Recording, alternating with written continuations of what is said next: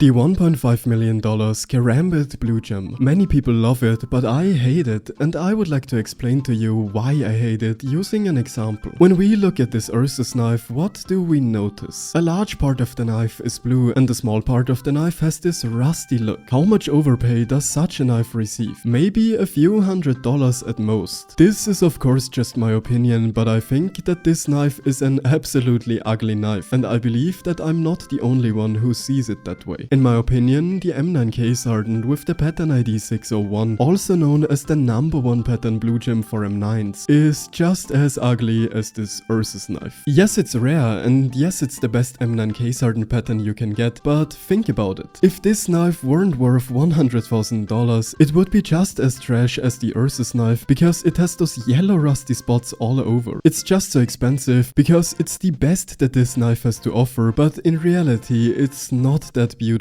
Now some might wonder, but what does this idiot have to complain about regarding the #1 pattern Karambit, because that knife is completely blue. But the truth is that the most expensive knife in the game isn't entirely blue, and I'm not saying this because the backside isn't blue. Because the funny thing is, the most expensive knife in the world simply has a huge purple blotch on the play side. And in battle scarred condition, a large blue portion is simply replaced by our beloved rust. When I buy an expensive car, I don't want any huge paint blotches on it or any scratches in the paint. Some might argue that it's precisely these imperfections that make this knife beautiful, but in my opinion, a blue gem is perfect when it manages to minimize these flaws as much as possible. And that's why I love the Nomad #1 pattern. It does have a few purple spots, but they are very small compared to the Karambit. The Karambit 387 is a cool knife, but in my opinion, it's not $1.5 million cool.